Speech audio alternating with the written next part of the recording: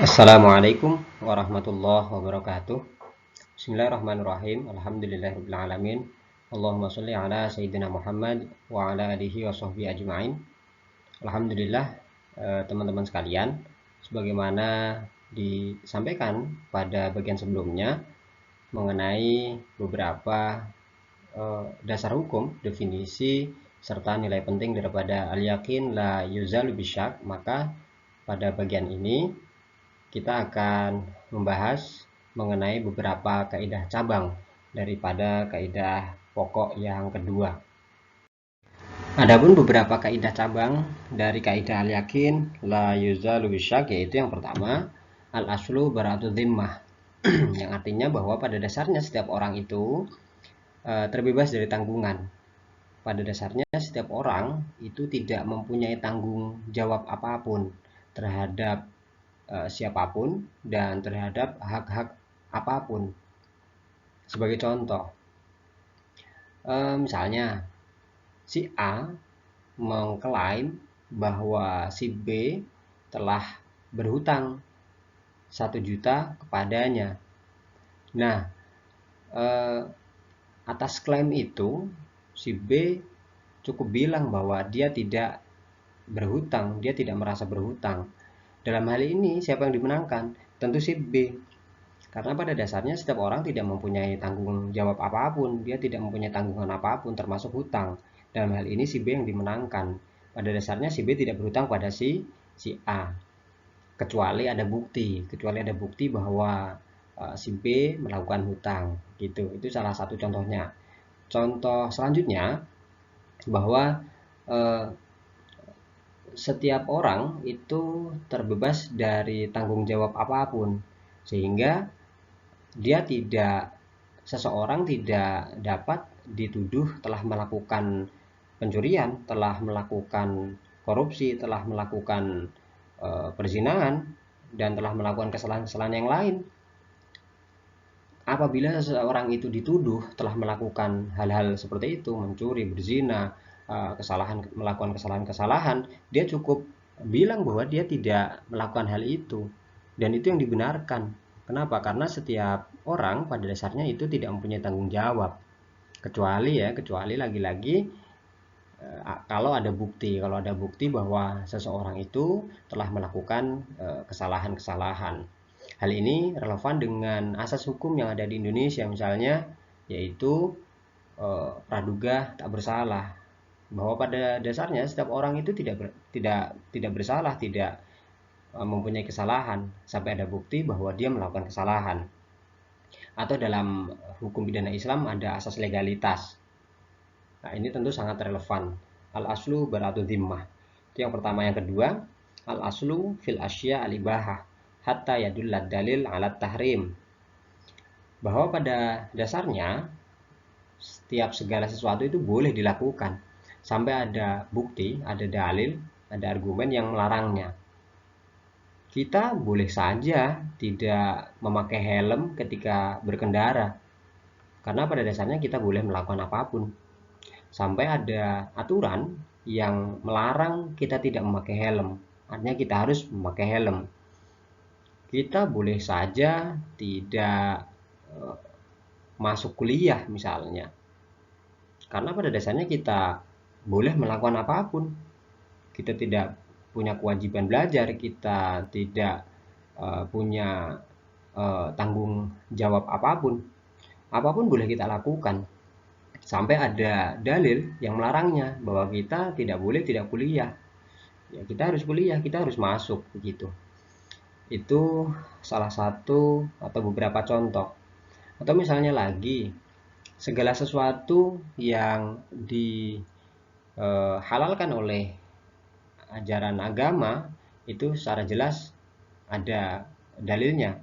Begitu juga terhadap segala sesuatu yang diharamkan.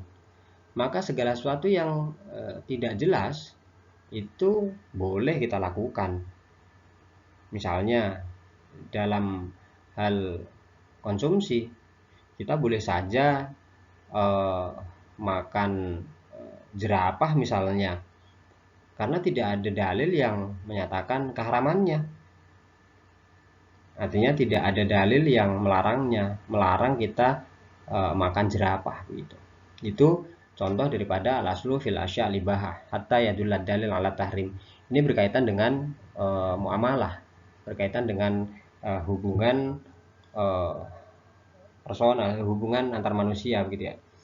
Sementara dalam hal ibadah, kaidahnya adalah al-aslu fil ibadah at-tahrim hatta yadullad dalil alal ibahah. Bahwa pada dasarnya dalam hal ibadah itu adalah terlarang, haram, batil sampai ada dalil yang menyuruh kita melakukan sesuatu. Itu eh, dalil atau kaidah yang berkaitan dengan hal ibadah. Selanjutnya, kaidah cabang dari kaidah pokok yang kedua tadi adalah al-aslu baqa'u makana ala makana. Yang artinya bahwa pada dasarnya segala sesuatu yang telah memiliki kepastian hukum tertentu itu ditetapkan sebagaimana keadaan hukum semula.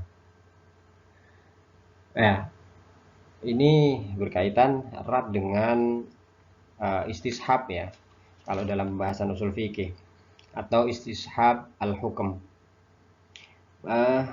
Berdasarkan kaidah al-aslu baqa'u makana ala makana ini, apabila kita menjumpai keraguan mengenai hukum suatu perkara, maka yang diberlakukan adalah hukum yang telah ada atau yang telah ditetapkan pada masa yang lampau, pada masa lalu, sampai ada hukum baru yang mengubahnya. Misalnya, eh,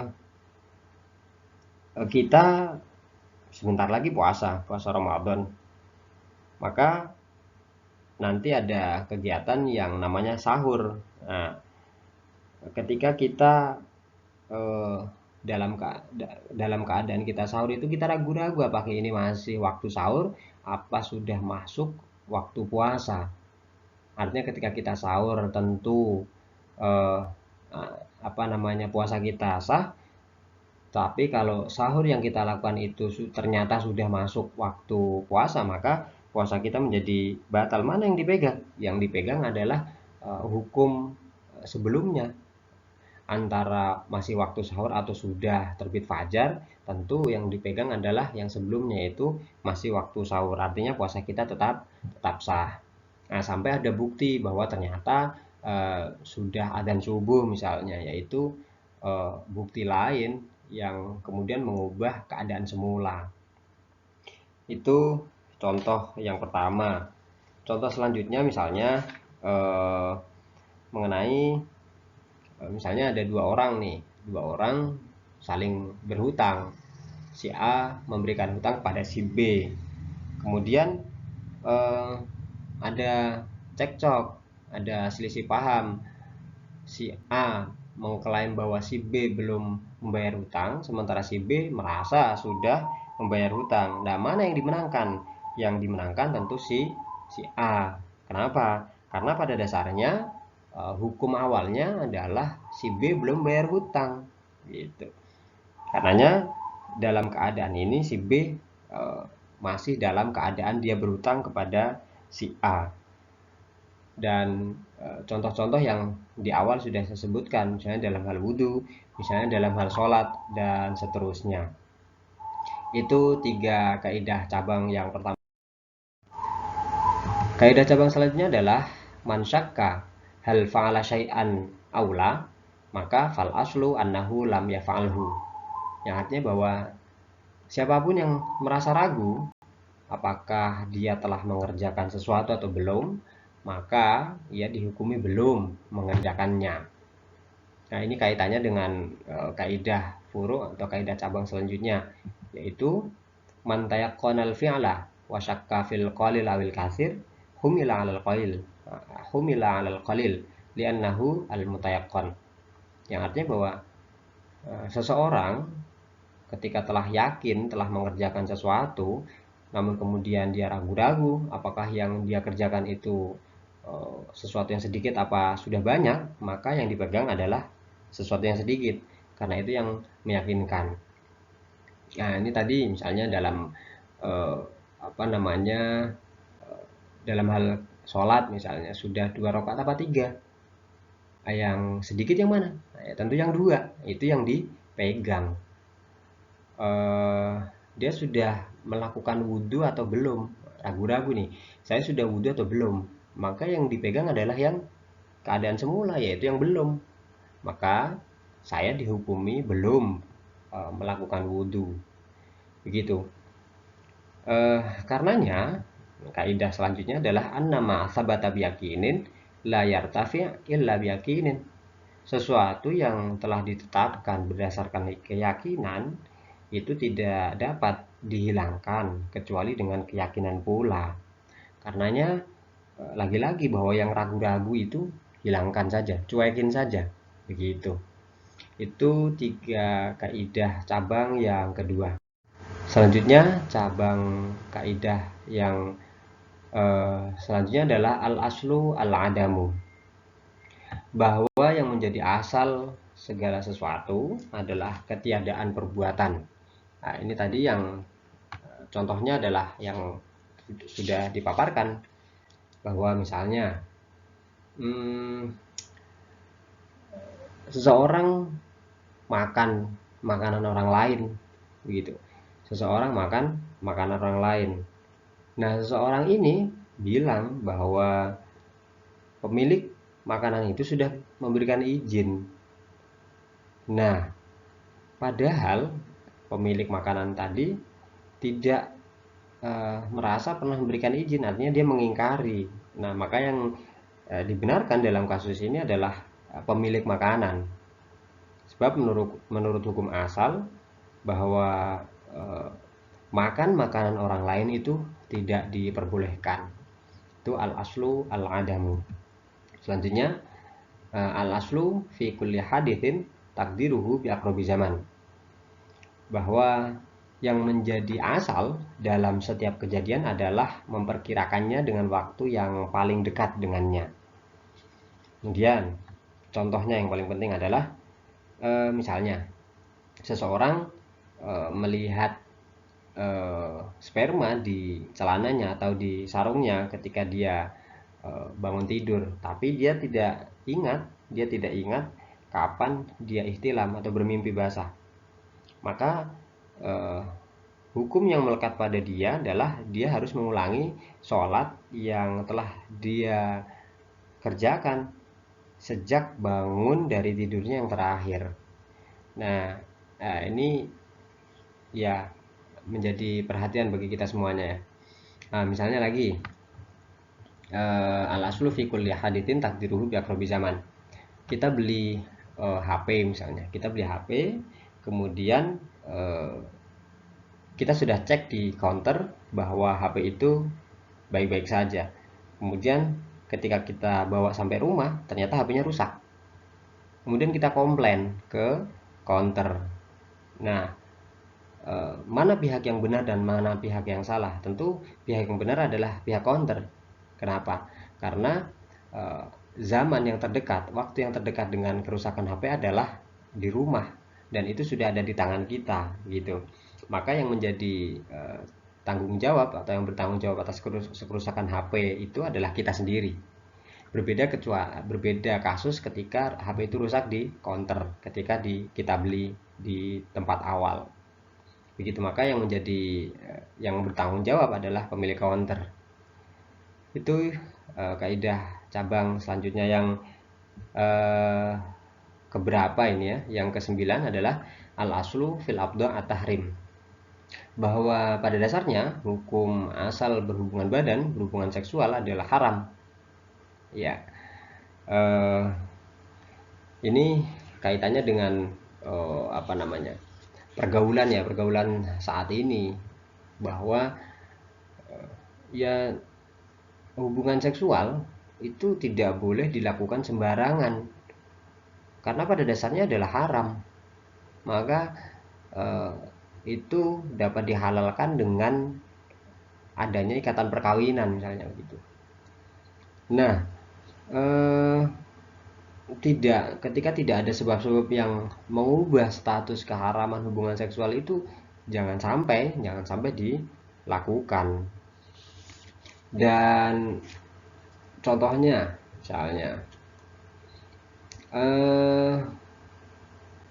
ada seorang laki-laki yang diberitahu bahwa di suatu kampung ada salah satu perempuan yang haram untuk dia kawini, entah karena saudara sepersusuan atau entah karena hal lain, yang artinya dia haram untuk dikawini, tetapi dia nggak tahu siapa perempuan yang dimaksud. Maka dalam hal ini dia tidak boleh mengawini perempuan yang ada di kampung tersebut, seluruh perempuan yang ada di kampung tersebut, begitu. Karena apa? Karena belum ada keyakinan mana perempuan yang haram untuk dikawini. Nah, ini kembali lagi pada kaidah al-aslu fil abda at-tahrim, bahwa hukum asal daripada hubungan seksual itu adalah haram.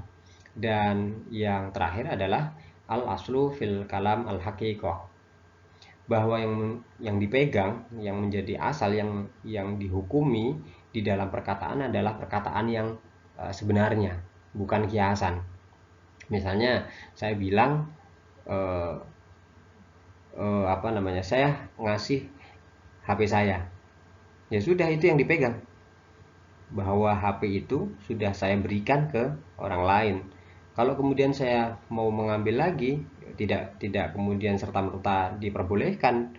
Kenapa? Karena HP yang sudah saya berikan itu menjadi hak orang yang menerima.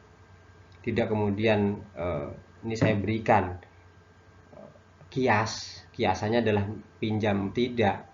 Maka yang dipegang adalah kata-kata yang sebenarnya, yang terucap itu. Ketika saya berikan, ya sudah, itu yang dianggap.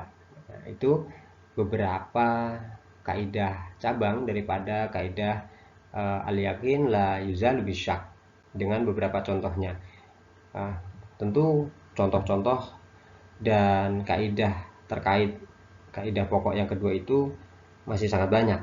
Namun saya kira beberapa kaidah cabang ini cukup mewakili dan memberikan gambaran bagaimana keyakinan itu harus dipegang dan keraguan itu harus dibuang.